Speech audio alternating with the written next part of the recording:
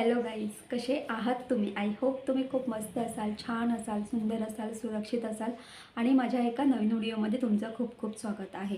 तर आज मी लाल भोपळ्याच्या घाऱ्या करणार आहे. तर चला पटापट किचनमध्ये जाऊया आणि रेसिपीला सुरुवात करूया. आज आपण इथे लाल भोपळ्याच्या घाऱ्या करणार आहोत. लाल भोपळ्याच्या गोड पुऱ्या असं सुद्धा तुम्ही बोलू शकतात.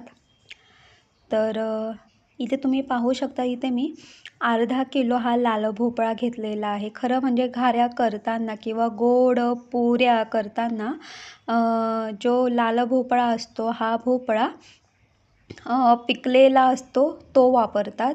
पण आता सध्या मार्केटमध्ये कधी पिकलेला मिळतो तर कधी आपल्याला भाजीसाठी असा हिरवा मिळतो. तर इथे मी जो लाल भोपळा आहे तो हिरवाच आहे, तर त्यापासूनच मी आज गोड घाऱ्या करणार आहे. पण जर तुम्हाला लाल भोपळा हा पिकलेला भेटला असेल ना, तर खूपच छान पिकलेल्या भोपळ्याच्या घाऱ्या खूप छान होतात. तर चला आपण काय करूया, हा जो लाल भोपळा आहे याची जी बॅक साईडची जी हिरवी साल आहे ती हिरवी साल आधी आपण पटापट काढून घेऊया.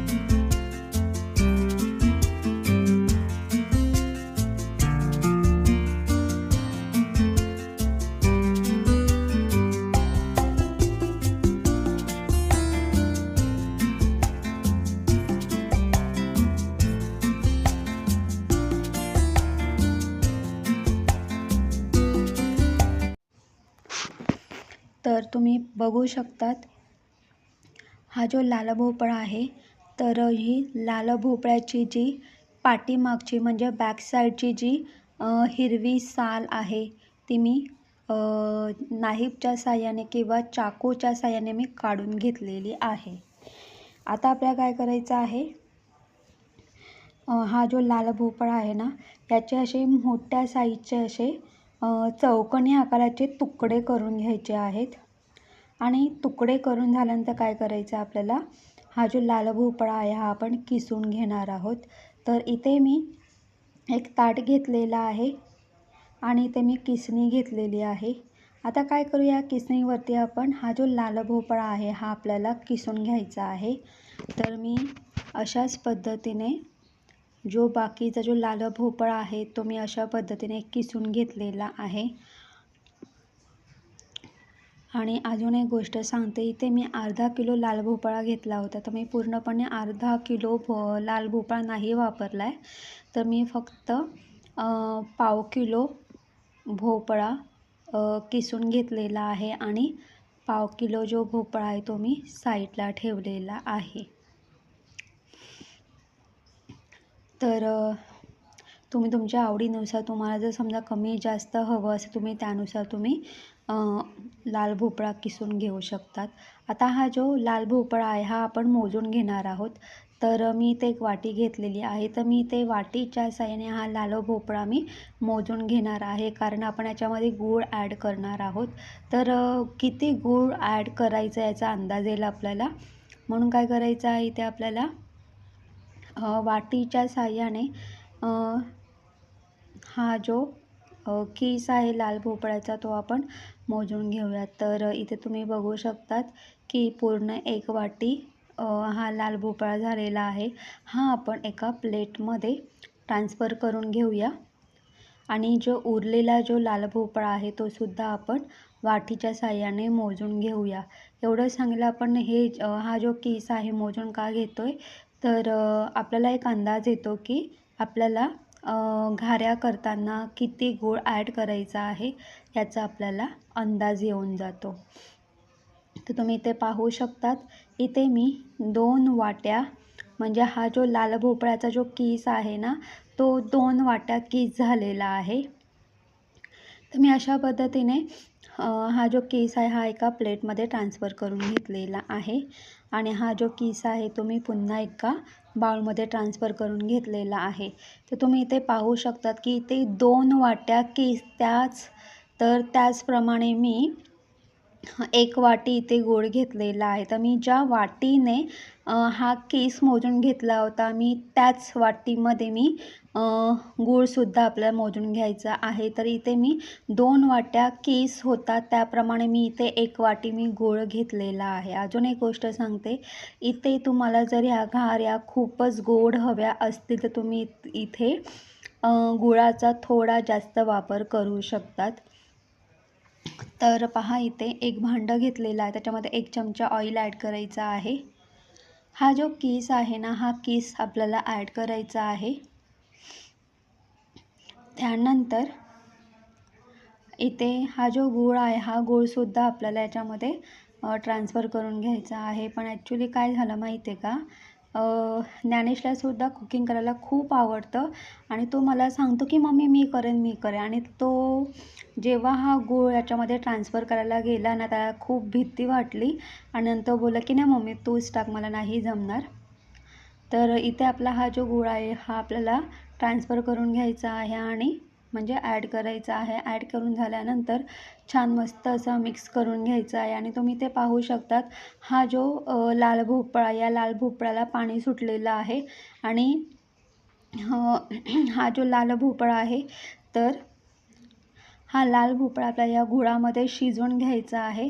तर इथे झाकण ठेवून मंद गॅसवरती आपल्याला 10 मिनटं हा जो लाल भोपळा आहे तो मंद गॅसवरती छान मस्त असा शिजवून घ्यायचा आहे आणि या 10 मिनटामध्ये हा लाल भोपळा खूप छान मस्त असा शिजतो. आणि मी खूप वेळा जेव्हा किचनमध्ये शूट करत असते ना, तेव्हा खूप वेळा ज्ञानेशसुद्धा खूप एक्सायटेड असतो की हां मम्मी मी सुद्धा तुला मदत करेल. पण तो अजून लहान आहे त्याच्यामुळे मी त्याला नाही, म्हणजे त्याला मी सांगते की बाबा तू नको मला मदत करू, कारण तू अजून खूपच लहान आहे. तर तुम्ही ते पाहू शकतात की 10 मिनटं झालेली आहेत. मी गॅस बंद केलेला आहे. तर हा जो लाल भोपळा आहे तर याच्यामध्ये आपण जो गूळ ॲड केला होता तो पूर्णपणे मेल्ट झालेला आहे आणि या गुळामध्ये हा लाल भोपळा छान मस्त शिजलेला आहे. आता काय करायचं आहे, झाकण ठेवून आपल्याला छान मस्त हा लाल भोपळा साईडला ठेवायचा. अगदी 15 ते 20 मिनटं साईडला ठेवून द्या, म्हणजे हा जो लाल भोपळा आहे तो काय झाला पाहिजे, पूर्ण थंड झाला पाहिजे. तर तुम्ही ते पाहू शकतात मी ते एक बाउल भरून गव्हाचं पीठ घेतलेलं आहे आणि ते पाव वाटी भरून म्हणजे अगदी 3 ते 4 छोटे चमचे मी ते तांदळाचं पीठ घेतलेलं आहे आणि खसखससुद्धा घेतलेली आहे. आता मी काय करणार आहे, तुम्ही पहा इथे आपल्याला छान मस्त अशा पद्धतीने हा जो लाल भोपळा जो थंड झालेला आहे व्यवस्थित मिक्स करून घ्यायचा आहे आणि त्याच्यामध्ये काय करायचं आहे आपल्याला गव्हाचं पीठ ॲड करायचं आहे आणि हे जे गव्हाचं पीठ आहे ना, हे गव्हाचं पीठ आपल्याला अगदी थोडं थोडं करून ॲड करायचं आहे. त्यानंतर इथे आपलं तांदळाचं पीठ ॲड करायचं आहे. त्यानंतर इथे मी अगदी पाव चमचा मीठ ॲड केलेलं आहे. ही खसखस आहे, 1 चमचा मी इथे खसखस ॲड केलेली आहे. आणि आता काय करूया आपण, मळून घेणार आहोत. तर मी एवढंच सांगेल की आता इथे या लाल भोपळ्यामध्ये आपल्याला गव्हाचं पीठ किती लागेल मी तुम्हाला याचा अंदाज नाही सांगू शकत, म्हणून थोडा पीठ एका बाउलमध्ये एक्स्ट्रा ठेवा. जेवढं गव्हाचं पीठ या लाल भोपळ्यामध्ये ॲड करून तुम्हाला जसं कणिक मळता येईल ना, तसं तुम्ही अगदी थोडं थोडं कणिक घेऊन तुम्ही थोडं थोडं पीठ घेऊन तुम्ही हे कणिक मळून घ्यायचं आहे. तर तुम्ही पहा मी अशा पद्धतीने हे कणिक मळून घेतलेलं आहे. आता मी बाउल भरून तर गव्हाचं पीठ घेतलं होतं, पण मला पूर्णपणे बाउल भरून गव्हाचं पीठ अजिबात लागलेलं नाही. तुम्ही पाहू शकता थोडंसं गव्हाचं पीठ या बाउलमध्ये राहिलेलं आहे. तर आणि आपल्याला शेवटी काय करायचं आहे, इथे ना 1 ते 2 चमचे ना ऑइल ॲड करून छान मस्त हे कणिक मळून घ्यायचं आहे आणि त्यानंतर आपल्याला काय करायचं आहे, या कणकेचे छान मस्त असे मीडियम साईजचे असे गोळे करून घ्यायचे आहेत. इथे मी कढईमध्ये ऑइल ॲड करून ऑइलसुद्धा गरम करायला ठेवलेलं आहे. आता काय करायचं आहे आपल्याला, हे जे गोळे आहेत तर या गोळ्यांच्या काय करायच्या आहेत, अशा पुऱ्या लाटून घ्यायच्या आहेत.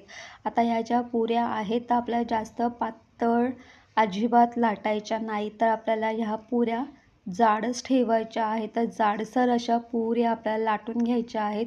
या पुऱ्या लाटून घेतल्यानंतर ही जी खसखस आहे ना, ही आपल्याला हाताच्या साहाय्याने अशी स्प्रिंकल करायची आहे आणि हलक्या हाताने छान मस्त अशी हलक्या हाताने अशी दाबून थोडी प्रेस करून घ्यायची आहे अशा पद्धतीने. तर आपल्याला काय करायचं आहे, अगदी 5 ते 6 अशा पुऱ्या आपल्याला काय करून घ्यायच्यात, लाटून घ्यायच्या आहेत. तर आपण अशाच पद्धतीने अशा 5-5 किंवा 6-6च्या पुऱ्यांच्या असे बॅचेस तयार करून ह्या ज्या पुऱ्या आहेत ह्या तळून घ्यायच्या आहेत. आणि अजून एक गोष्ट सांगते, हे कणिक मळल्यानंतर हे कणिक जास्त वेळ अजिबात ठेवू नका. लगेच याच्या पुऱ्या करून लगेचच तळायला सुरुवात करा, कारण आपण याच्यामध्ये गूळ आणि लाल भोपळा ॲड केलेला आहे. लाल भोपळा पाणी सोडण्याचं काम करतो, म्हणून काय करायचं आहे, पटापट कणकेचे गोळे करून त्याच्या पुऱ्या लाटून तळून घ्यायच्या आहेत. तर इथे आपल्याला काय करायचं आहे, एक छोटासा असा गोळा आपल्याला तेलामध्ये ॲड करायचा आहे आणि तो जो गोळा आहे तो खाली जाऊन वरती आला पाहिजे, म्हणजे समजायचं की आपला हा जो तेल आहे तो गरम झालेला आहे. तर तुम्ही इथे पहा, इथे तेल गरम झालेलं आहे आणि पुरी सोडताना जो गॅस आहे तो आपला मीडियम ठेवायचा आहे आणि मीडियम गॅसवरती आपल्याला या ज्या घाऱ्या आहेत तर त्या अशा तळून घ्यायच्या आहेत. आणि आता बघा, ही पुरी ना तळून झालेली आहे. तर हलका गॅस मोठा करायचा आहे, कारण आपल्याला ही जी पुरी आहे ना, ही हलकी ब्राऊन करून घ्यायची आहे, म्हणून आपल्याला थोडासा गॅस थोडा मोठा करायचा आहे. तुम्ही पाहू शकता इथे आपली ही जी पुरी आहे छान मस्त अशी हलकी ब्राऊन झालेली आहे.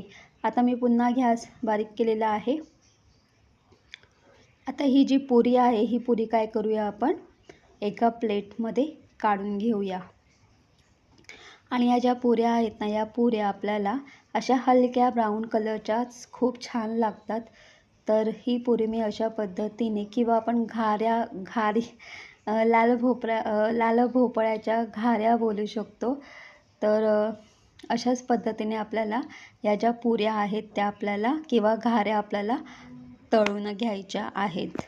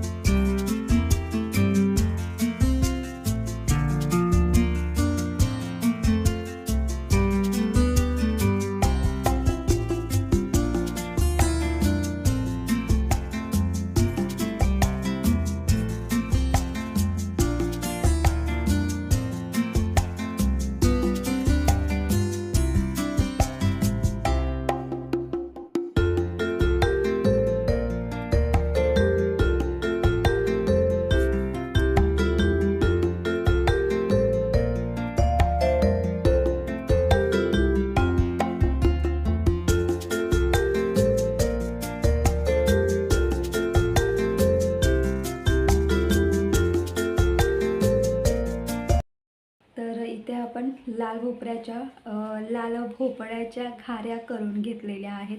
आता तुम्हाला एवढंच सांगणं, ह्या ज्या घाऱ्या आहेत ना, चवीला एक नंबर आणि भन्नाट अशा लागतात. आता या ज्या घाऱ्या आहेत तुम्ही या घाऱ्या तळल्यानंतर थंड करून घ्या आणि त्यानंतर तुम्ही त्या घाऱ्या एका स्टीलच्या डब्यामध्ये किंवा एका प्लॅस्टिकच्या डब्यामध्ये तुम्ही स्टोअर करून ठेवू शकता. ह्या ज्या घाऱ्या आहेत 4 ते 5 दिवस खूप छान अशा राहतात. किंवा तुम्ही कुठे प्रवास करत असाल, तुम्ही प्रवासामध्ये सुद्धा या घाऱ्या घेऊन जाऊ शकतात.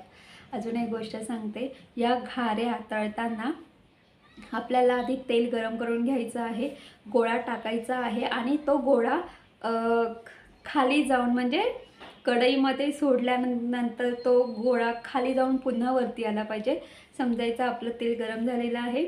आणि मग त्यानंतर आपल्याला मीडियम गॅसवरती, गॅस मोठा नाही करायचा आहे, या घाऱ्या तळताना आपल्याला मीडियम गॅस ठेवायचा आहे आणि मीडियम गॅसवरती आपल्याला ह्या घाऱ्या तळून घ्यायच्या आहेत. तर तुम्ही पाहू शकतात इथे या आपल्या घाऱ्या छान मस्त टम्म अशा फुगलेल्या आहेत. तर मी तुम्हाला ही एक घारी मी तुम्हाला टम्म फुगलेली आहे, मी तुम्हाला ती हे करून दाखवते.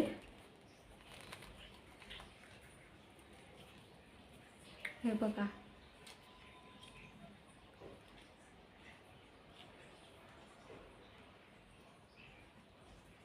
छान मस्त आपल्या या ज्या घाऱ्या आहेत अशा पद्धतीने फुगलेल्या आहेत. या ज्या घाऱ्या आहेत तुम्ही या चहाबरोबर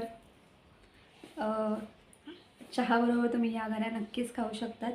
आणि या ज्या घाऱ्या आहेत खूप छान आणि मस्त लागतात चवीला. कधी ट्राय नसेल ना केला नक्की ट्राय करा. आणि अजून एक गोष्ट सांगते की या घाऱ्या ज्या मी तळलेल्या आहेत, तर खूप वेळा असं होतं की घाऱ्या तळताना काही घाऱ्या छान मस्त टम्म फुगतात, तर काही घाऱ्यांना हलक्या अशा फुगतात, पूर्ण फुगत नाही. तरीसुद्धा त्या घाऱ्या चहाबरोबर खूप सुंदर छान लागतात. आणि त्या घाऱ्या, अजून एक गोष्ट सांगते, ह्या ज्या घाऱ्या आहेत ना, या घाऱ्या थंड झाल्यानंतर खूप छान लागतात. आणि घाऱ्या फुगल्या नाही म्हणून माझ्या घाऱ्या फुगल्या नाही तर त्या चांगल्या झाल्या नाही, अजिबात असं नाही. त्या घाऱ्या फुगो अगर न फुगो, पण थंड झाल्यानंतर त्या घाऱ्या खूप छान लागतात. नक्की ट्राय करा. तर तुम्हाला माझा व्हिडिओ कसा वाटला ते कमेंट्स करून सांगा. तर तुम्हाला माझा व्हिडिओ आवडला असेल तर माझ्या व्हिडिओ लाईक शेअर करा. आणि माझ्या चॅनलवरती नवीन असाल तर माझा चॅनल सबस्क्राईब करायला अजिबात विसरू नका. तोपर्यंत बाय बाय, टेक केअर. तुम्ही तुमची काळजी घ्या. तोपर्यंत मी या घाऱ्या खाऊन घेते कारण मला खूप भूक लागले. तर आपण पुन्हा एकदा एका नवीन व्हिडिओमध्ये भेटूया. तोपर्यंत बाय बाय.